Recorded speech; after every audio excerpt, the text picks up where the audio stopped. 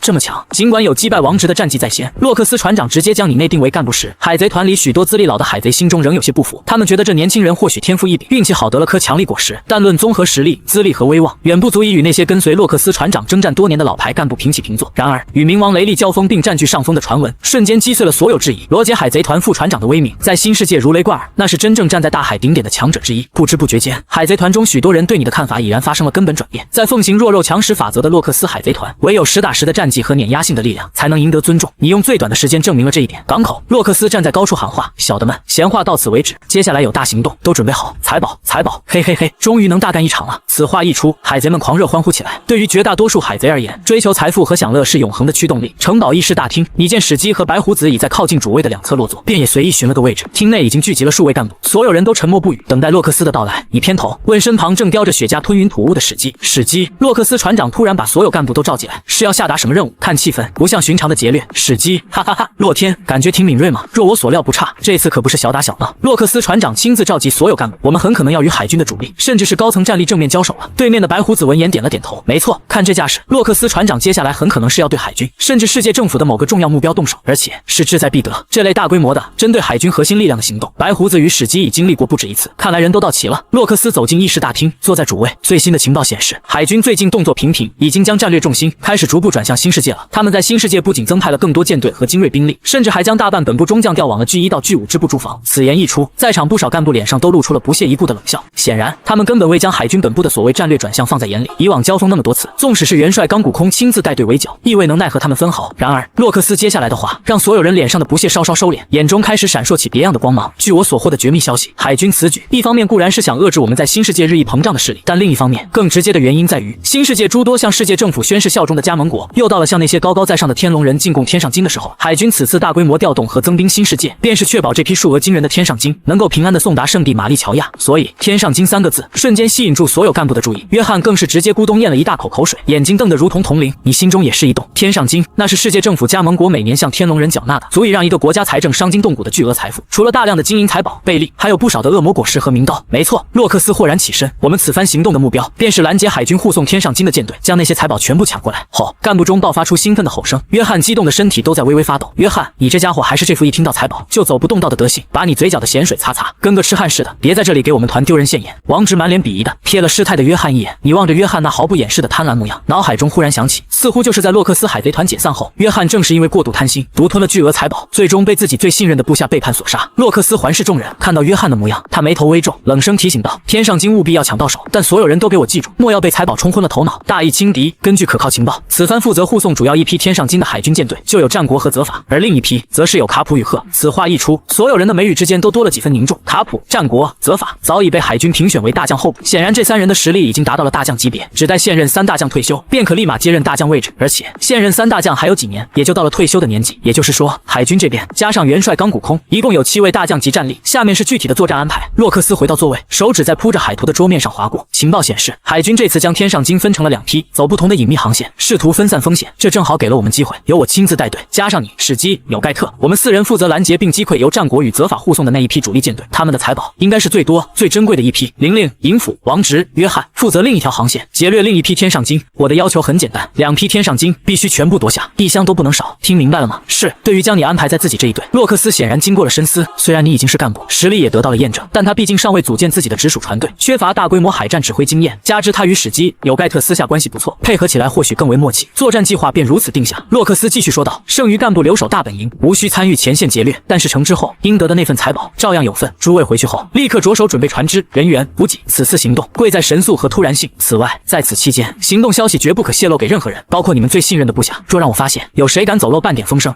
说话间，洛克斯身上猛然爆发出一股恐怖的骇人气势，空气仿佛凝固，实力稍弱的干部甚至感到呼吸一滞，额角渗出冷汗。面对洛克斯那毫不掩饰的恐怖杀意与压迫感，众人皆心神凛然，纷纷沉声应道：是。洛克斯船长。会议在一片肃杀凝重的气氛中结束，干部们怀着各异的心思，陆续离开中央城堡。深夜，一道鬼鬼祟祟的身影，借着夜色和礁石的掩护，来到一处偏僻无人的海岸边。他躲在一株巨大的古树之后，再次确认无人跟踪，这才拿出一只电话虫。同一时间，海军本部马林范多元帅冈谷空办公室，冈谷空正伏案审阅着一份关于新世界兵力调动的最终报告。办公桌中央，一只电话虫突然响了起来，咔嚓！冈谷空迅速拿起话筒，声音低沉，讲：洛克斯海贼团有大规模行动了，目标是天上金。洛克斯刚刚召集所有干部开会，亲自下令要劫掠海军本次护送往玛丽乔亚的2批天上金。冈谷空的脸色瞬间阴沉下来，将他们的具体部署详细道来，时间、航线、兵力分配，一点不许遗漏，卧底不敢怠慢，立刻详细的将计划复述出来。听完汇报，尤其是听到你这个名字与洛克斯、白胡子、金狮子并列时，冈谷空的面色愈发难看，但眼中也闪过一丝锐利的光芒。此消息极为关键，不仅证实了洛克斯的狂妄计划，也暴露了其兵力部署上的一个可能弱点。挂断电话，片刻沉思后，冈谷空紧锁的眉头缓缓舒展，这或许不仅仅是一场危机，更是一个将洛克斯海贼团这个心腹大患予以重创甚至彻底摧毁的绝佳良机。他不再犹豫，立马打电话摇人。不久后，战国、卡普、泽法、赫4人脚步匆匆的来到冈谷空的办公室。我刚刚接到密报，冈谷空将卧底提供的情报完整复述了一遍。洛克斯亲自率领白胡子、金狮子以及那个新崛起的怪物新人洛天，负责劫掠战国和泽法护送的那批主要天上金。其余干部包括银府、王直、夏洛特、玲玲等，则去劫掠赫与卡普你们负责护送的另一批。以上便是洛克斯海贼团的全部计划。现在说说你们的想法。我们不仅要阻止他们，保护天上金，或许我们还可以做得更多。冈谷空说完，目光锐利地扫过4人，这或许对我们而言是个意想不到的契机。赫抬起头看向冈谷空和战国，不错，战国接过话头，我也注意到了这一点。洛克斯身为船长，通常不会轻易亲自出手，此番他亲自出马，却只带了2位核心干部和一个新人，看似重视，实则高端战力数量并不占绝对优势。那个新人洛天，或许就是整个计划中最不稳定的一环，也可能是我们的突破口。若能先击溃这个新人，我们再集中力量将他们分割，甚至逐个击破，如此良机绝不可放过。我建议我们对原有的护送方案进行调整和升级，表面上依然由我与泽法负责护送主力天上金舰队，卡普与阿赫负责另一批，但实际上卡普与阿赫，你们2人秘密隐藏在我们的主力舰队之中。中，随时准备根据战况出手。而另一批作为诱饵的天上鲸，则由一支影子舰队护送，吸引洛克斯海贼团其余干部去劫掠。只要情报操作得当，他们应该会上钩。换言之，我们要以另一批天上鲸为诱饵，将洛克斯麾下银府、王直、玲玲等大部分干部引开，让他们无法及时支援洛克斯所在的主战场。而我们真正的战略目标是集结海军当前在新世界能够调动的所有精锐力量。我、卡普、泽法、阿赫再调集4位精英中将，以绝对优势的兵力，全力合围并击溃洛克斯、白胡子、金狮子以及那个新人洛天。战国的方案非常不错，若能成功，一举重创甚至击杀洛克斯本人及其左膀右臂，对于洛克斯海贼团将是毁灭性的打击。钢骨空听完战国的方案，双手交叉抵在下巴前，开始权衡利弊。不一会，钢骨空豁然起身，就依战国的方案行事，立刻开始秘密部署。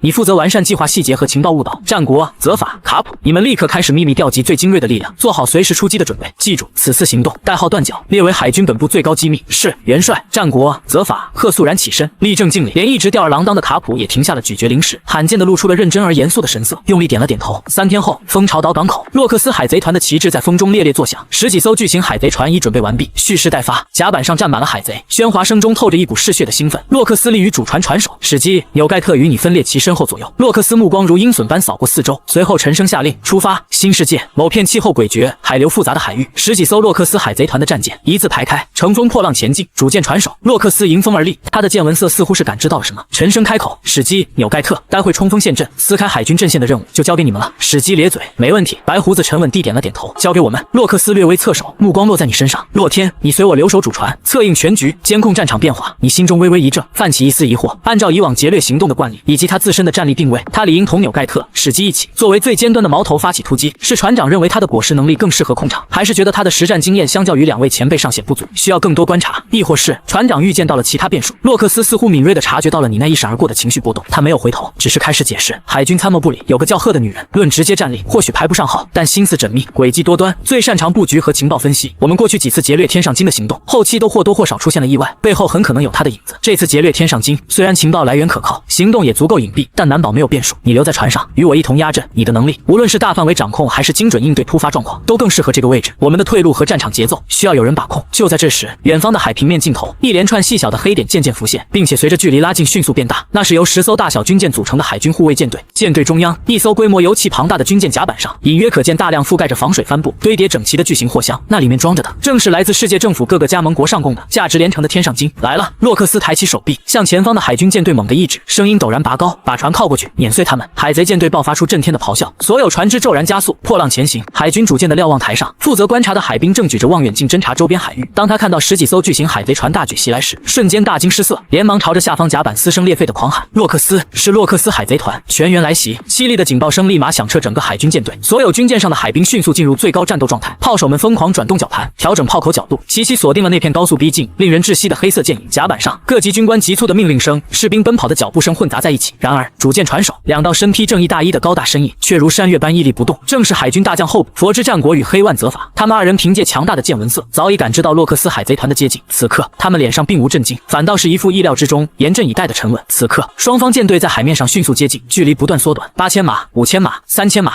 突然，海军舰队右翼侧方的海面毫无征兆的剧烈翻滚起来，无数巨大的气泡咕咚咕咚汹涌冒出。紧接着，4艘通体覆盖着镀膜、体积丝毫不逊于主力军舰的海军战舰，竟从海底猛然破水而出，镀膜瞬间破碎消失。4艘战舰稳稳浮在海面，侧舷炮窗齐齐打开，黑洞洞的炮口赫然指向洛克斯海贼团的侧翼。甲板上站满了全副武装的海军精锐士兵，显然早已准备多时。4艘军舰的船头各自矗立着一位气息强悍、身披正义大衣的本部精英中将。这4位中将只是稍逊色于卡普、战国、泽法3人。这么说吧，如果没有卡普3人，那么新的大将候补一定会从这4人中产生。这时，海军的伏兵白胡子眼神一凝，没想到海军不仅早有防备，竟然还提前将一支生力军隐藏在海面之下，意图形成左右夹击甚至包围之势。船长，我们的计划泄露了。显然，对方准备的比预想中充分的多。察觉了又如何？泄露了又怎样？洛克斯眼中凶光毕露，他扫视着军舰上那些密密麻麻精锐士兵，语气中充满了不屑。就凭这些蝼蚁，再多1倍，也想拦住我们洛克斯海贼团？洛克斯看向你，洛天，你即刻与纽盖特、史基一同出击，首要目标击溃或牵制海军高端战力，为舰队突破创造机会。明白？你郑重点头。随后他脚步向前一踏，与白胡子、史基并肩而立。2位，让我先打头阵，如何？高层战力上，己方或许尚有洛克斯船长坐镇，加上他们3人，面对战国、泽法及4位精英中将，顶尖层面或许不落下风，甚至略有优势。但基层海贼与训练有素、纪律严明、数量可能更占优的海军士兵相比，无论是协同作战还是防御阵型，都处于绝对下风。一旦全面混战开启，蜂拥而上的海兵配合将校军官，己方那些凶悍但缺乏统一指挥的海贼必将死伤惨重。既然如此，不如在全面接舷战爆发之前，先最大限度的削减对方的有生力量，打破他们的阵型，为后续的突击扫清障碍。洛天小子，你打算怎么做？史基饶有兴致地挑了挑眉，看向身旁这个总是能带来些意想不到手段的年轻人。纽盖特也微微侧目，话音落下，你双眼一闭一睁，眼神仿佛穿透了空间，直接锁定了整个海军舰队所在的海域重力领域，一股无形无质的力场瞬息笼罩了前方整个海军舰队。所有海军士兵，无论是甲板上的炮手、瞭望兵，还是舱内的后勤人员，只觉得浑身猛地一沉，仿佛瞬间被扔进了深海海底，难以想象的巨大压力从四面八方碾压而来，呼吸变得困难。不少实力较弱的海兵甚至直接瘫软在地，武器脱手，身体动不了了。是恶魔果实能力，重力，有人操纵了重力！惊呼和骇然的叫声在海军各舰响起。战国和泽法几乎同时猛地抬头，目光如电，死死盯住了远处洛克斯主舰船首那个年轻身影。只见你缓缓抬起右手，五指张开，对准了海军舰队的方向，口中轻吐神罗天征嗡，一股嗡鸣响起，紧接着一个巨大到足以覆盖所有军舰的半透明球形力场凭空生成。这个恐怖的斥力场开始以惊人的速度向外、向下轰然扩张、碾压，所过之处，空气被极致排开，发出刺耳的尖啸。泽法的怒吼声响起，战国绝不能让他得逞！泽法双拳已然覆盖上漆黑发亮，如同黑钢般的武装色霸气。他准备以纯粹的暴力强行轰击那正在碾压、高速袭来的力场。交给我！战国低吼一声，猛然甩开身后宽大的正义大衣，耀眼夺目的金色光芒自他体内轰然爆发。他的身躯在光芒中急剧膨胀变大，皮肤化为璀璨的金色，肌肉奔张隆起，面容也变得宝相庄严。脑后隐隐有光圈浮现，动物系、幻兽种、人果实、大佛形态完全解放。转眼间，战国化身为一尊高达10数米的金色巨佛，目光如电，锁定了那正在急速逼来的斥力屏障。他抬起巨大的金色右掌，掌心向前，磅礴浩瀚的霸气与果实能量疯狂汇聚。大冲击波，轰！一道直径超过5米，如同金色洪流般的能量冲击波自战国巨佛掌中轰然喷发。下一瞬，两股蕴含着恐怖毁灭能量的攻击在半空中轰然对撞，下方海面被碰撞易散的冲击波压迫的剧烈凹陷，形成一个巨大的碗状深坑。咔咔嚓嚓，金色巨佛掌中的冲击波持续喷发，力量源源不绝，斥力屏障则顽强的抵抗，消磨着这股力量，但裂纹越来越多。终于，在一声清脆无比的巨响中，斥力屏障轰然爆碎，金色巨佛形态的战国掌中喷发的冲击波也缓缓停息，他巨大的佛躯微微晃动了一下，连续维持大佛形态并释放如此规模的全力冲击，即便是对他而言，消耗亦是巨大。斥力屏障碎裂的刹那，漫天能量乱流如同失控的洪水，朝着四面八方席卷而去。你立于船头，衣袍被劲风吹得猎猎作响。他看着那尊高达10数米的金色巨佛，眼中没有丝毫意外。战国的大佛形态本就是海军本部的顶级战力之一，能正面接下自己的神罗天征，实属正常。有点意思。你嘴角勾起一抹弧度，右手缓缓抬起，指尖萦绕着淡淡的空间波动。洛天小子，别愣着！金狮子史基的声音陡然响起，他双脚离地，身形悬浮在半空，双刀鹰石与枯木已然出鞘，刀身上闪烁着凛冽的寒光。海军的杂鱼就交给我来清理。话音未落，史基双臂猛地一挥，狮子威地卷，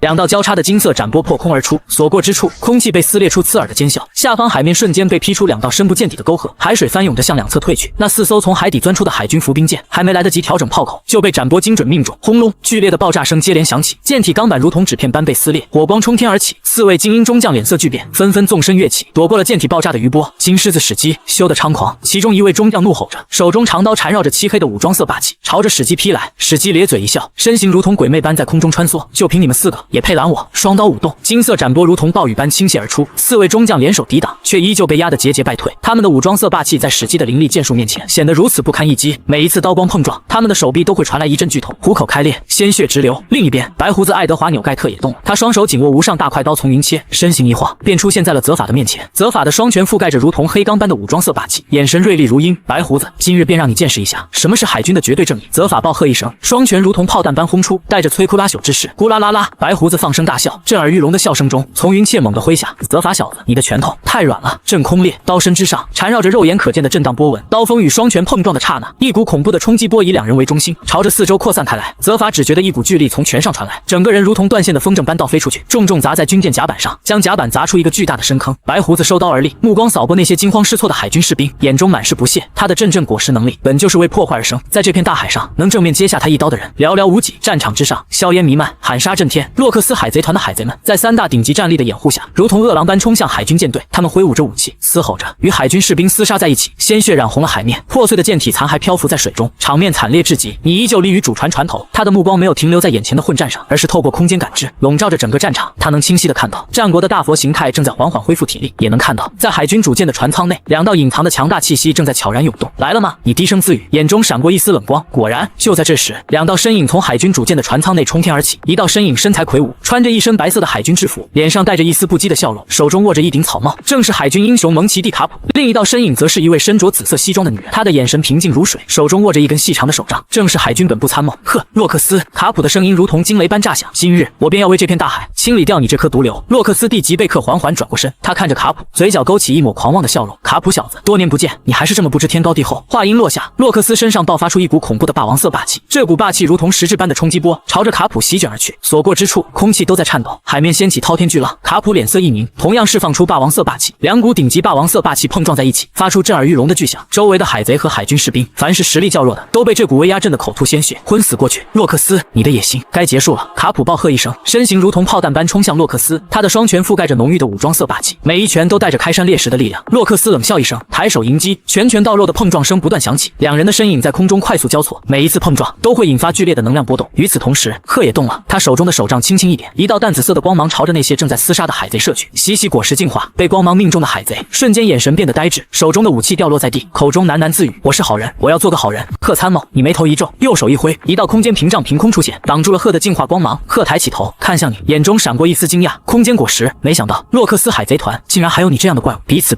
你淡淡开口。鹤参谋的喜息果实确实棘手，可惜在我的空间面前，任何能力都要靠边站。空间置换，你指尖微动，鹤身旁的空间突然扭曲，下一秒，鹤发现自己竟然出现在了一艘正在燃烧的海贼船上。周围的海贼看到他，纷纷怒吼着冲了上来。鹤脸色一变，手中手杖快速舞动，淡紫色的光芒再次射出，那些冲上来的海贼瞬间被净化，但他也被这突如其来的变故暂时牵制住了，解决了鹤的威胁。你将目光重新投向了战国，此时的战国已经恢复了体力，他看着你，眼中满是凝重。洛天，你的实力远超我的预料，但你终究是洛克斯的走狗，今日我必将你拿下。走狗，你嗤笑一声。战国，你所谓的正义不过是世界政府的傀儡罢了，而我只为自己而战。话音落下，你的身形陡然消失，空间跃步，下一秒，他出现在了战国的大佛形态面前，右手紧握无上大快刀黑龙，刀身上缠绕着浓郁的空间之力和高阶霸王色霸气，一刀流空间斩，刀锋挥出的刹那，周围的空间都在扭曲，一道漆黑的斩波破空而出，斩波所过之处，空间都被撕裂出一道细微的裂痕。战国脸色巨变，他连忙抬起巨大的金色手掌挡在身前，大冲击波，金色的能量冲击波再次喷发，与漆黑的空间斩波碰撞在一起，轰隆，巨响震天，能量乱流席卷四方。战国的大佛形态被震得连连后退，巨大的金色手掌上出现了一道清晰的裂痕。你没有给战国喘息的机会，他身形一闪，再次出现在战国的身后，左手伸出，掌心对准战国的后背，万象天引，一股恐怖的引力从你的掌心涌出，死死地锁定了战国的大佛形态。战国只觉得一股巨力从后背传来，身体不受控制地朝着你飞去。不好！战国心中暗叫一声，他连忙催动果实能力，全身爆发出耀眼的金光。佛之怒，金色的光芒如同太阳般耀眼，一股恐怖的能量从战国体内爆发出来，试图挣脱引力的束缚。你眼神一凛，左手猛地发力，引力瞬间增强数倍，同时他的右手紧握黑龙刀，再次挥出，一刀流龙啸，一头栩栩如生的黑色巨龙从刀身中呼啸而出，张开血盆大口朝着战国咬去。战国的佛之怒能量与黑色巨龙碰撞在一起，这一次能量碰撞的余波直接将周围的几艘军舰掀翻。噗！战国的大佛形态猛地一颤，一口金色的鲜血喷了出来，他的身形快速缩小，最终恢复了人形，重重的摔在甲板上，昏死过去。你缓缓收刀，他看着昏迷的战国，眼中没有丝毫怜悯。在这片大海上，弱肉强食便是唯一的法则。就在这时，一道不和谐的声音响起：财宝都是我的财宝。你循声望去，只见约翰正带着几名心腹偷偷摸摸地潜入海军主舰的船舱，试图将那些装着天上金的货箱搬走。你的眼中闪过一丝冷光，他早就察觉到约翰的不对劲。从一开始，约翰对天上金的贪婪就超出了正常的范围，再加上之前海军的伏兵出现的如此及时，你心中便有了一个猜测：约翰，你果然是海军的卧底。你的声音冰冷，如同寒冬的利刃。约翰的身形猛地一降，他缓缓转过身，脸上露出一丝狰狞的笑容。没错，我就是卧底，那又如何？洛克斯海贼团迟早会覆灭，只有我才能带着这些财宝称霸这片大海，称霸大海。你嗤笑一声，就凭你！话音落下，你的身形陡然消失，空间禁锢，约翰和他的几名心腹瞬间被定格在原地，无法动弹。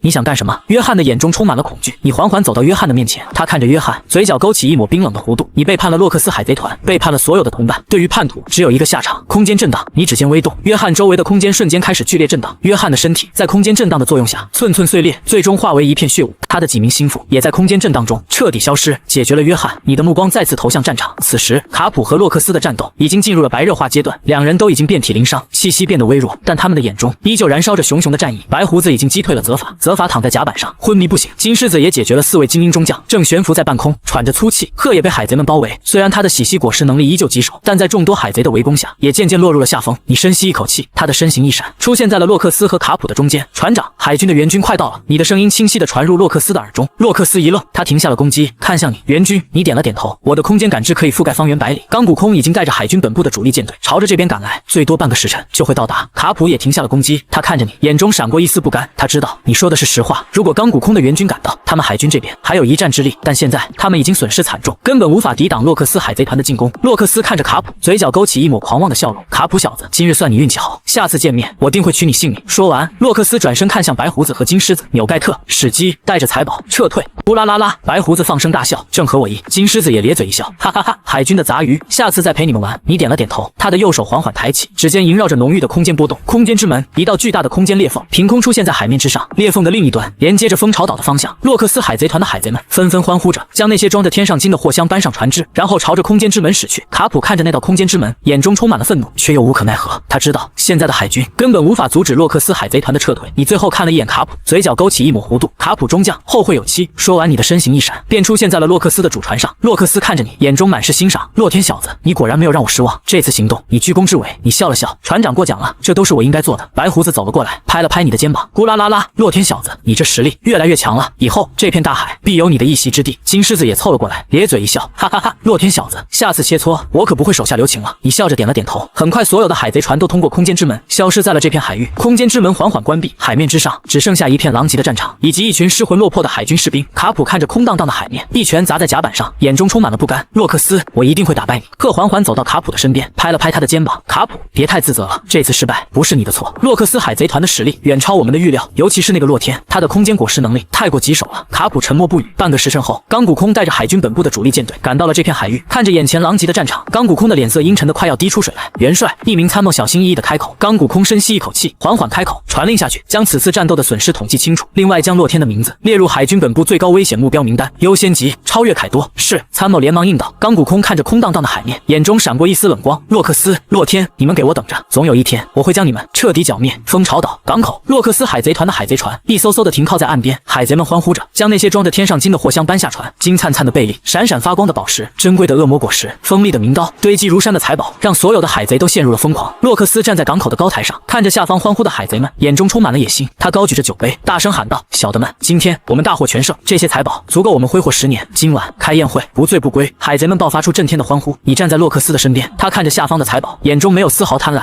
他的目光投向了远方的大海。系统的提示音在他的脑海中响起。叮，恭喜宿主完成任务，劫掠天上金。任务评价 S 级，任务奖励顶级见闻色霸气，空间果实能力深度开发，积分加1000000。你心中一喜，顶级见闻色霸气，空间果实能力深度开发，还有10万积分。这一次的收获远超他的预料，他能感觉到自己的空间果实能力变得更加得心应手，他甚至可以短暂的操控时间流速，这是空间果实能力深度开发后的新能力。而顶级见闻色霸气则让他可以清晰地聆听到万物的声音，甚至可以预知未来几秒的事情。你深吸一口气，他的实力又提升了一个台阶。就在这时，白胡子和金狮子走了过来。白胡子看着你，咧嘴一笑：洛天小子，这次你可是立了大功，说吧，想要什么奖励？金狮子也点了点头。没错，洛天小子，你想要什么？财宝、女人还是地盘？你笑了笑，摇了摇头，我什么都不要，我只想继续提升自己的实力。白胡子和金狮子对视一眼，眼中都闪过一丝惊讶，随即白胡子放声大笑，咕啦啦啦，好，有志气。这片大海最不缺的就是财宝和地盘，缺的是能在这片大海上站稳脚跟的实力。金狮子也咧嘴一笑，哈哈哈，洛天小子，你果然是个怪物，以后有什么切磋的机会，随时找我。你笑着点了点头，你知道自己的路还很长。洛克斯海贼团虽然强大，但内部的矛盾却早已根深蒂固。白胡子的野心，金狮子的狂妄，洛克斯的独裁，这些矛盾迟早会爆发，而你只是一个过客。你来到这个世界，不是为了称霸大海，也不是为了追随洛克斯，你只是为了提升自己的实力，看看这片大海的风景。或许在不久的将来，你会离开洛克斯海贼团，独自一人踏上属于自己的旅程，但现在你需要留在洛克斯海贼团，继续提升自己的实力。你抬起头，看着天空中那轮皎洁的明月，眼中闪过一丝坚定。这片大海真是有趣啊！宴会一直持续到深夜，海贼们喝得酩酊大醉，躺在地上呼呼大睡。你独自一人来到了蜂巢岛的山顶，你看着远方的大海，听着海浪拍打岸边的声音，心中一片平静。系统的提示音再次在你的脑海中响起。叮，检测到宿主实力达到瓶颈，是否消耗积分？永久解锁洛克斯蒂吉贝克的账号。你心中一动，永久解锁洛克斯的账号。你看着系统面板上的积分10万，正好可以解锁。你深吸一口气，在心中默念解锁。叮，消耗10万积分，永久解锁账号洛克斯蒂吉贝克。恭喜宿主获得洛克斯蒂吉贝克的全部实力。一股恐怖的力量瞬间涌入你的体内，你的身高再次暴涨，肌肉变得更加结实，身上的气息变得无比恐怖。你能感觉到洛克斯的霸王色霸气、阵阵果实能力以及那深不可测的剑术都成为了你的东西。你缓缓抬起手，他的掌心之中萦绕着一股黑色的震荡波纹。阵阵果实，原来洛克斯也拥有阵阵果实的能力。你低声自语，你终于明白为什么洛克斯能成为这片大海的霸主，拥有顶级霸王色霸气、空间果实能力、阵阵果实能力以及无上大快刀黑龙。现在的你已经是这片大海上最顶级的强者之一。你看着远方的大海，嘴角勾起一抹狂妄的笑容。从今往后，这片大海将由我洛天说了算。月光之下，少年的身影傲然挺立，你的传奇才刚刚开始。